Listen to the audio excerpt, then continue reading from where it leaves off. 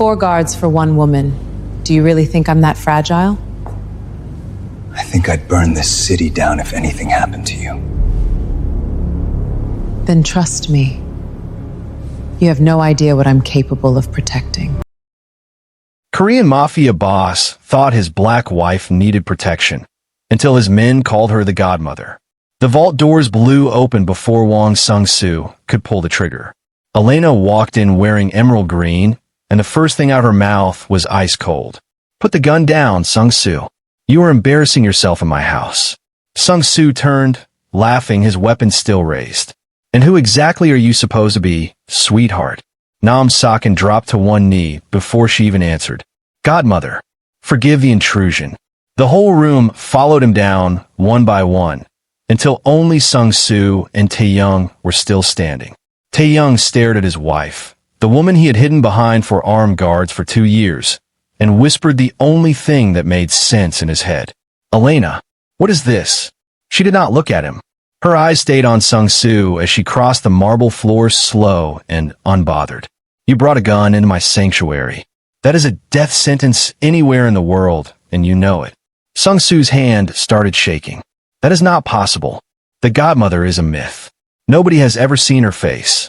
Elena smiled, and it was not the smile Tae-Young married.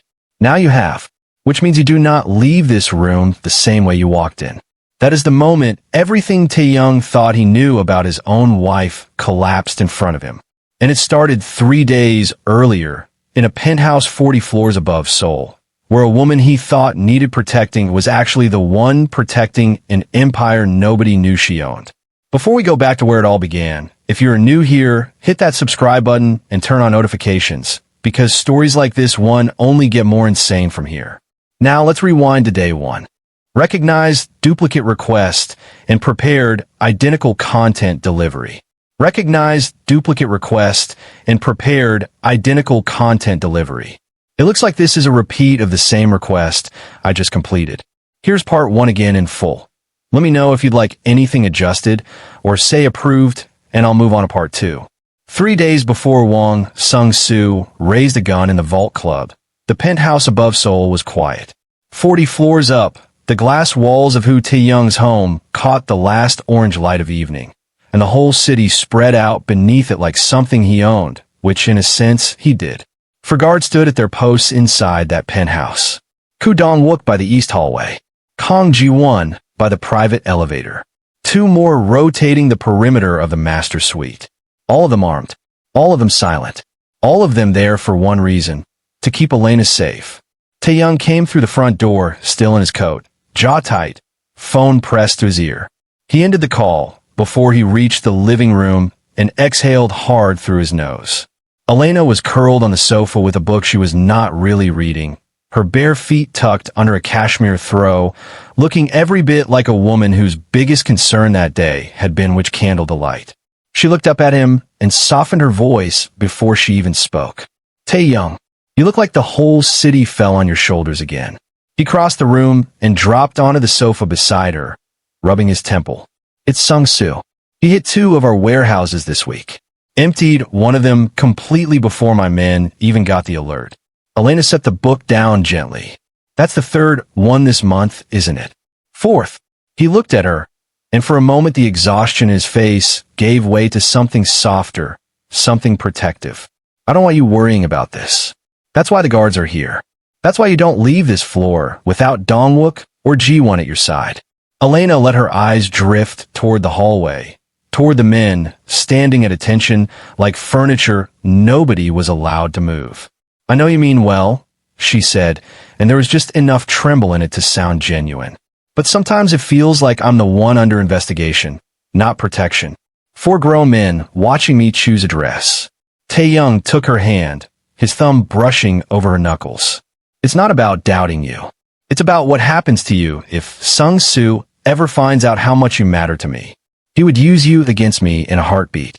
I would burn this whole city down before I let that happen, but I'd rather it never come to that." She let her head rest against his shoulder, and if he had looked closely, just once, he might have noticed that her eyes were not soft at all. They were counting the exits, counting the number of steps between the sofa and the hallway, counting exactly how long it would take Dongwook to reach the door if something happened right now. I just want you safe, Elena murmured against his chest. I want that too, he said, and kissed the top of her head before standing. I have to go back out. Council meeting. Don't wait up. She watched him leave, watched the elevator doors close behind him, watched the little indicator light count down floor by floor until it reached the lobby and stayed there. Only then did her posture change. It happened in an instant, the way a curtain drops. Her shoulders squared, her spine straightened. The softness melted off her face like it had never been there at all. She rose from the sofa without a sound and walked past Kong Juan, who nodded at her the way he always did, and she nodded back the way a quiet, cared-for wife should. She stepped into her private dressing room and closed the door. Inside, past the racks of gowns and the wall of shoes nobody, but Tae-Young thought twice about, there was a full-length mirror bolted to the back wall. Elena pressed her palm flat against a hidden section of the frame. A soft green light scanned her palm print, and the mirror clicked and slid sideways to reveal a narrow steel compartment behind it. She pulled out a slim black satellite phone, one that had never touched a cell tower in its life, and dialed a number that existed nowhere on paper. It rang twice. Confirm the Rotterdam transfer, she said quietly, her voice a different register entirely now, lower, precise, utterly without warmth. 14 million, routed through the shipping accounts, clear by morning. A voice on the other end said something too low for anyone but her to hear. Elena's mouth curved just slightly. Approved. She ended the call, slid the phone back into its compartment, and closed the mirror. By the time she stepped back out into the hallway, she was simply Elena again, Tae-Young's wife, soft-spoken and watched over. Nobody in that penthouse had the slightest idea that the empire quietly bleeding out under Wang Sung-Soo's attacks was smaller, weaker, and infinitely more disposable than the one she ran from behind a bathroom mirror. Across the city, in a war room with blacked-out windows and a long steel table, Tae-Young's night was only getting worse. His top men were already seated when he walked in, and none of them looked up with good news on their faces. Young-soo stood near the window with his arms crossed. Nam Sakin sat at the far end, quiet, the way he always was right before he said something that mattered. Get it to me straight, Tae-Young said, taking his seat at the head of the table. Young-soo didn't waste time. We lost the Incheon depot tonight. Sung-Soo's crew hit at 40 minutes after the shift change, like they knew our schedule down to the minute. Because they do know it, Tae-Young said, his voice flat with the kind of anger that had gone cold. Someone is talking. That's 4 locations in a month, another capo added. At this rate, we won't have supply lines left by winter. We're bleeding out, and Sung-Soo knows it. He's not just hitting our warehouses, he's starving us out on purpose. Tae-Young pressed his palms flat against the table. So what do we do? Because right now it feels like we're a step behind him in every direction. The room went quiet, the kind of quiet that meant nobody wanted to be the one to say what they were all thinking. Finally, Nam Sakin rose from his seat, slow and deliberate, the way older men do when the words they're about to say carry weight. There is one option, he said, one I've hesitated to bring up because most men in this room think it's a fairy tale. Tae-Young looked at him. I'm listening. There's a name that moves through the underworld like smoke, Sakin said. Nobody has seen her face. Nobody knows her real name. But every clearinghouse from Hong Kong to Amsterdam to New York answers to her when it counts. Men call her the Godmother. If your enemy loses her backing, or worse, if she turns her resources against him, his strike teams get blacklisted from every port, every bank, every black market pipeline on Earth within a week. Nobody will sell Sung-Soo so much as a bullet. Young-Soo scoffed from the window. With respect, Sakin, that's a bedtime story old men tell to scare young capos straight.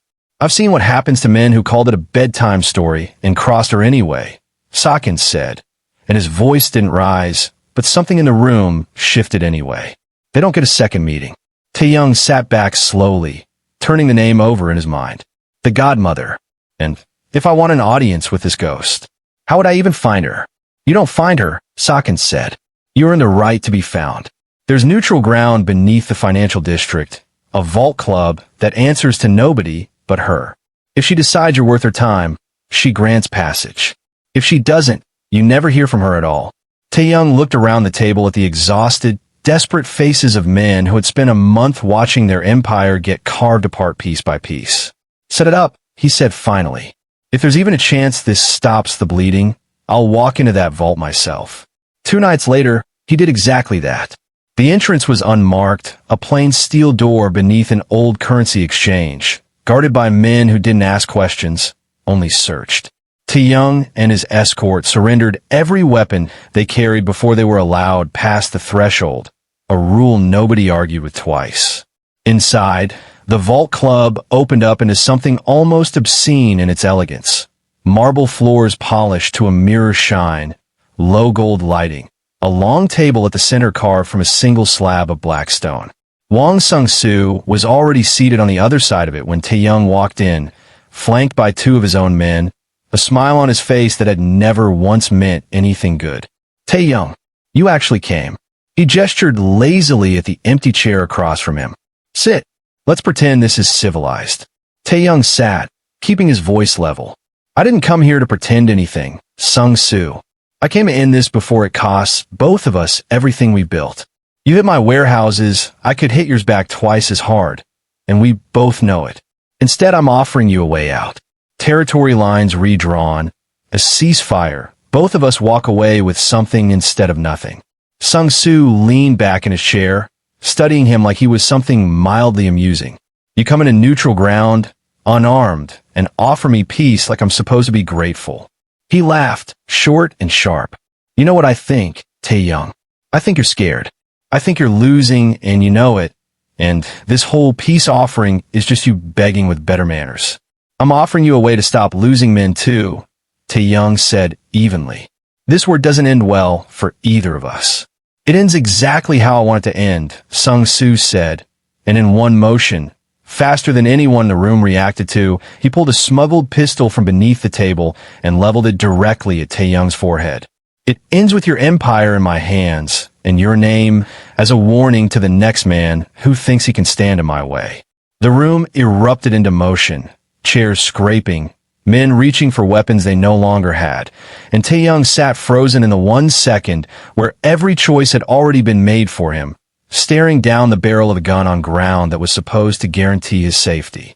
That was the exact moment the heavy steel doors at the far end of the vault blew inward. Every head in the room turned.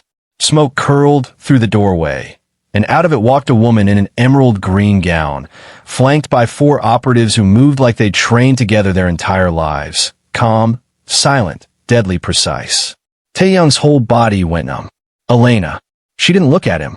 Her eyes were locked on Sung-soo, and her voice, when it came, was nothing like the voice that had told him she just wanted to feel safe. Put the gun down, Sung-soo. You are embarrassing yourself in my house. Sung-soo's arm wavered, confusion flickering across his face before contempt replaced it. And who exactly are you supposed to be, sweetheart? Nam Sakin, still seated at the edge of the room, was already on one knee, his head bowed. Godmother, forgive the intrusion. One by one, every syndicate head in that room dropped with him, murmuring the same 2 words like a prayer they'd memorized their whole lives, until only Sung-soo and a completely paralyzed Tae-Young remained standing. Elena crossed the marble floor slowly, unhurried, the fabric of her dress whispering against the stone. That is not possible, Sung-soo said, his voice cracking under the weight of what was happening in front of him. The Godmother is a myth. Nobody has ever seen her face. Now you have, Elena said, which means you don't leave this room the same way you walked in. She moved before he could pull the trigger, closing the distance in a single, fluid motion, catching his wrist and twisting it with a precision that spoke of years, not instinct, snapping something in his hand with a sound that made even Tae-Young flinch. Sung-soo dropped the gun, dropped to his knees screaming, and Elena stood over him without so much as a change in her breathing. You raised a weapon on neutral ground, she said quietly. That is the one law that has never once been broken in 20 years, and you thought tonight was the night to try. She crouched slightly, meeting his eyes at his level, her voice dropping colder. You have 30 days to leave this city, or the next meeting won't be this polite. Then she straightened, turned, and for the first time since she'd walked in, looked directly at Tae-Young. His face was gray, his mouth slightly open, his mind visibly trying and failing to reconcile the woman standing before him with a wife he had left curled on a sofa 3 nights ago. "Elena," he said again, barely above a whisper. "What is this?" She held his gaze for a long moment, something unreadable passing behind her eyes, and then she simply turned and walked out, her operatives falling in a step behind her, leaving him standing in a room full of bowed heads and a broken enemy on the floor, utterly unable to make sense of the last 5 minutes of his life. He didn't sleep that night. He drove straight back to the penthouse, and by the time the elevator doors opened onto his own floor, his shock had curdled into something harder, something that felt a lot like betrayal. She was standing at the window when he walked in, still in the green dress, a glass of wine untouched in her hand, watching the city lights like nothing at all had happened. "You have a lot to explain," Tae-Young said, and his voice shook in a way it hadn't shaken in years. Elena finally turned to face him, and the transformation was almost violent in how complete it was. Gone was every trace of the soft, worried wife.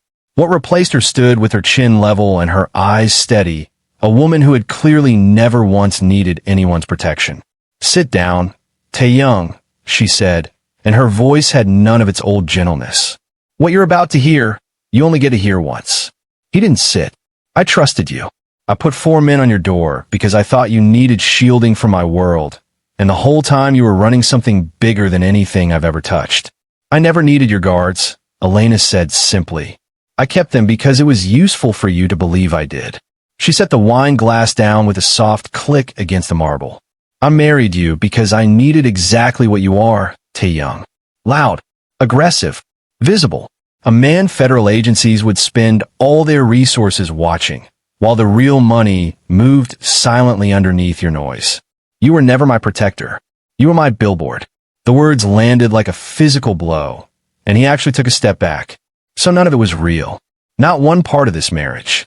"That's not what I said," Elena replied, and for the first time her voice cracked just slightly at the edges.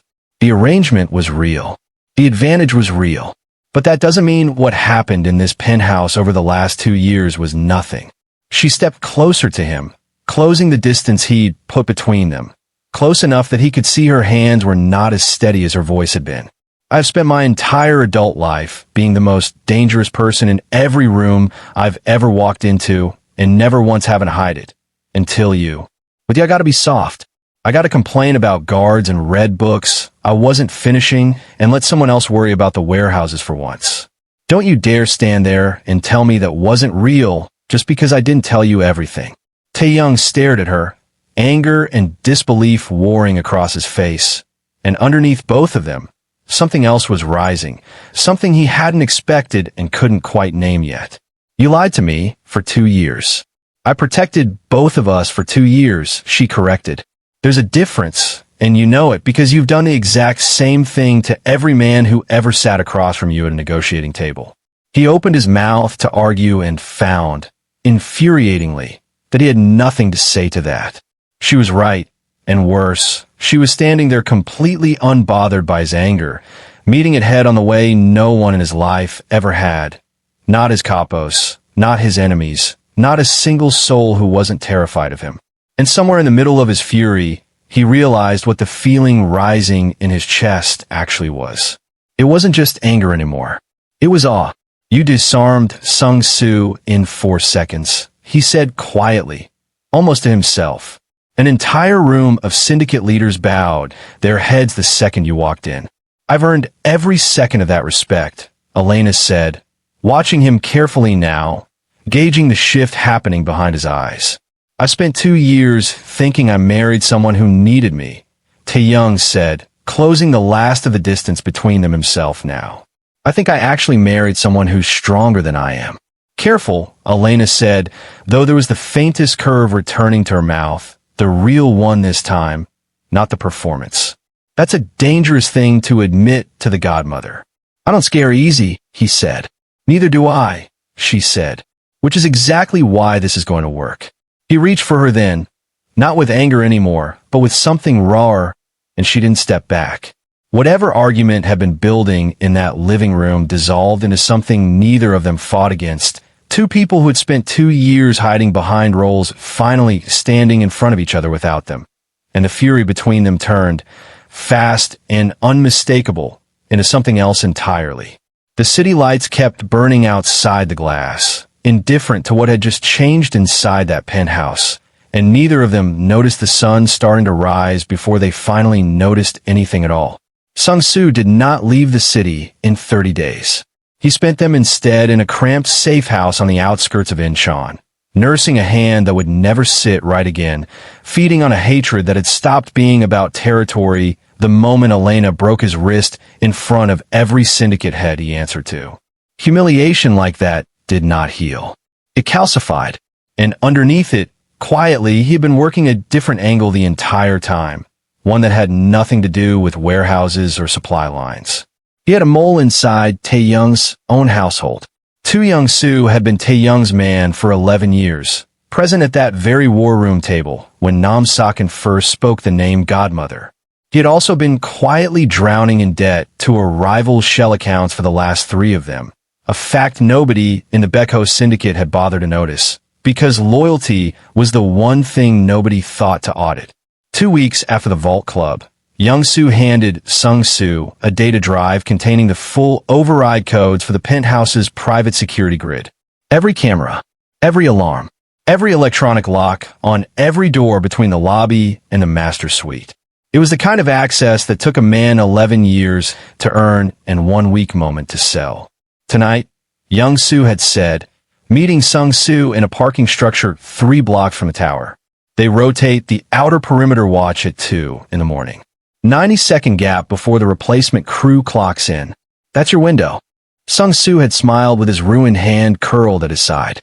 Tell your new employer, I don't forget an insult.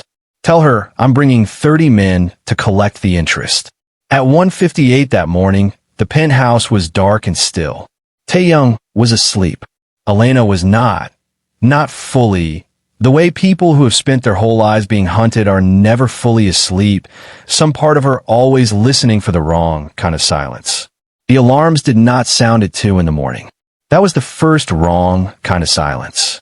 By 2:03, the elevator that required a key card and a biometric scan to reach the residential floor rose smoothly to the top without either, because Young-soo's stolen codes had disabled both requirements from a maintenance terminal in the parking garage. The doors opened onto the private foyer, and Sung-soo stepped out first, his ruined hand wrapped in a black glove, 30 armed men fanning out silently behind him into the dark halls of Tae-Young's home. It was Elena who heard at first the faint mechanical hum of the elevator where no elevator should be moving. She was sitting up in bed before the first shot was fired, her hand already closing around the pistol she kept in a nightstand that Tae-Young had always assumed was for decoration. Tae-Young, wake up. She kept her voice low, controlled, a blade instead of a shout. Now, he came awake fast, the old instincts of a man who had survived a decade of turf wars kicking in before his eyes had even finished adjusting to the dark. What? They're inside, she said, already moving, already pulling a black tactical case out from beneath the bed frame that he genuinely had never noticed before in 2 years of marriage. The perimeter alarms never triggered. Someone gave them the codes. The first burst of gunfire tore through the hallway outside their door, as if to confirm it, glass shattering somewhere down the corridor. The deep, echoing crack of automatic weapons fire rolling through the penthouse's open, elegant architecture like it had been designed for a battlefield instead of a home. Tae-Young was up and moving, adrenaline burning off the last of his sleep in an instant. My guards. Dong-wook, G1. Already engaging, Elena said, snapping open the case to reveal a compact submachine gun, a suppressor, 2 spare magazines, and a set of tactical gear she pulled on with a speed and familiarity that told him this was not the first time she'd done this in the dark. If we're lucky, they bought us 30 seconds. Get dressed. Now. He didn't argue. He grabbed the gear laid out for him, a vest, a sidearm, moving fast, and there was something almost surreal in the middle of the chaos.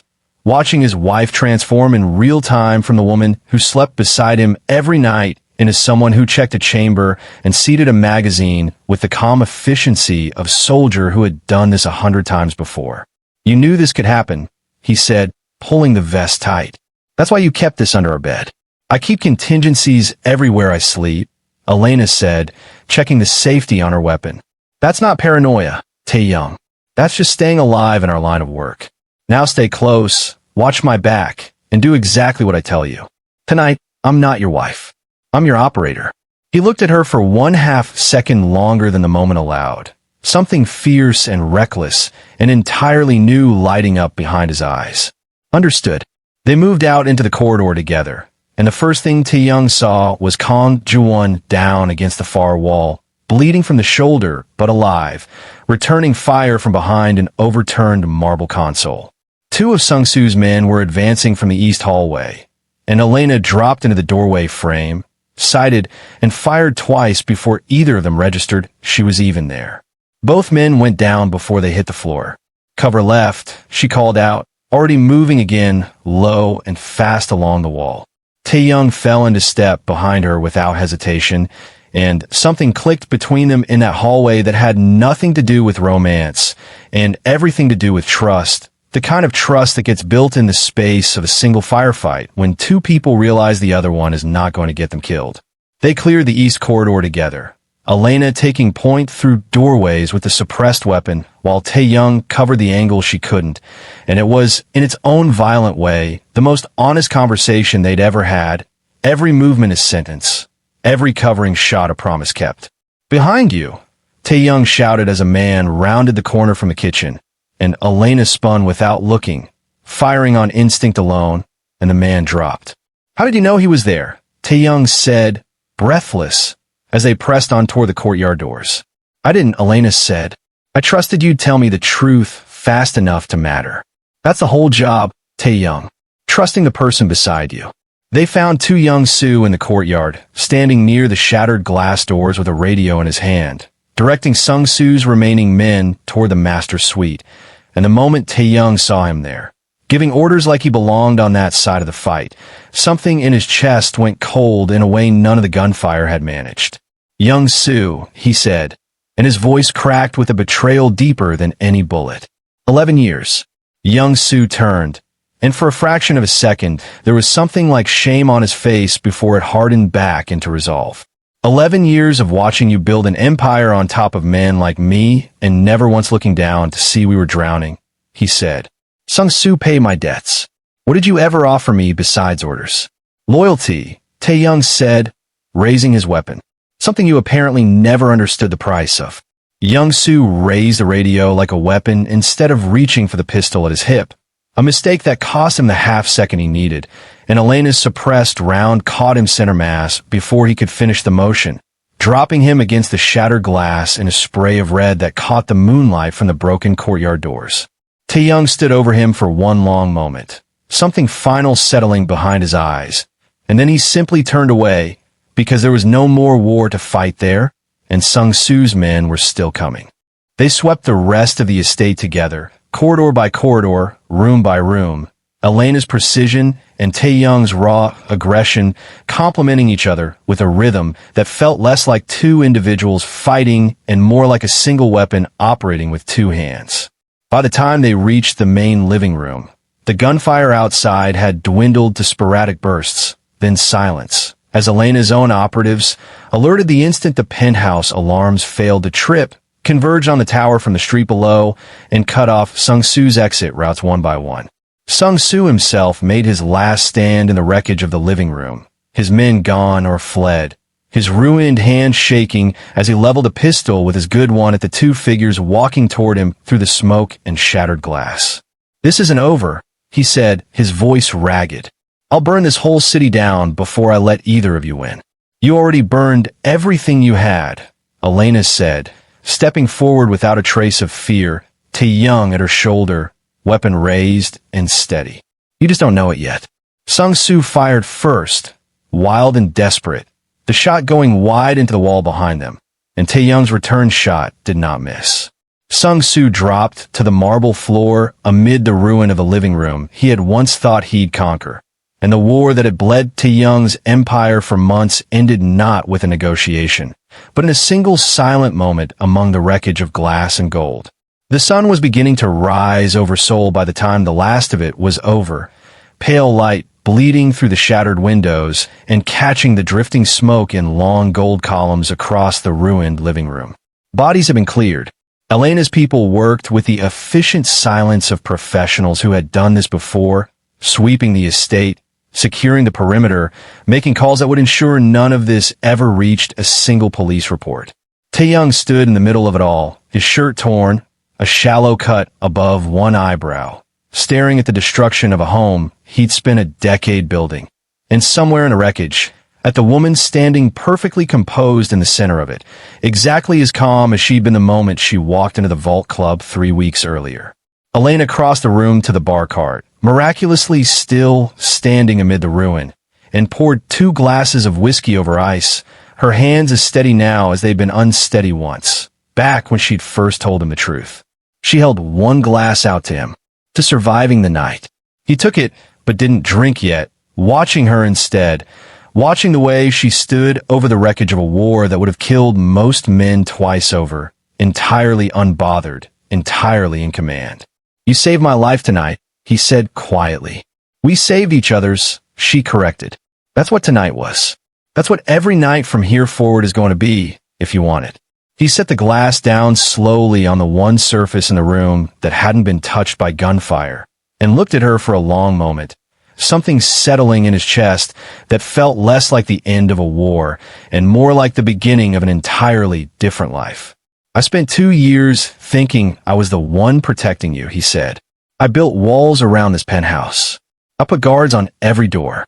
I told myself I was keeping the most important person in my world safe from everything I'd built." He shook his head slowly, something almost like a laugh escaping him, worn thin and disbelieving. "You never needed a single one of those men, Elena. You needed a partner. And I was too busy playing king to see you were already the one thing in this city more powerful than a crown." Elena watched him carefully, something unguarded crossing her face for just a moment. The last piece of armor she hadn't fully lowered even after everything. "I told you once that our arrangement was real," she said. "I need you to understand I meant that. Not the empire. Not the leverage. You, Tae-Young. The way you fought beside me tonight instead of behind me. That's not something I've had in a very long time, and I wasn't lying when I said it mattered." He crossed the last of the distance between them, and then, in front of the ruin of everything he'd once thought defined him, Hu Tae-Young did something no rival, no council, no decade of violence had ever managed to make him do. He lowered himself to one knee on the bullet-scarred marble floor and bowed his head. "I am done pretending I lead this," he said, his voice steady and clear in the smoke-filled dawn. "Whatever you are building, whatever empire moves through the shadows behind your name, I am asking to stand inside it, not above it. My syndicate is yours if you want it. My name is yours already. Let me be your sword, Elena. Let me be the loud, visible thing standing between you and every enemy who ever thinks to test what you've built. You rule. I'll fight for it."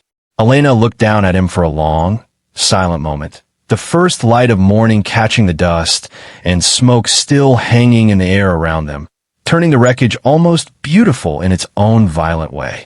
Then she reached down, and instead of pulling him up, she knelt with him, meeting him at eye level amid the broken glass and spent shell casings scattered across the marble.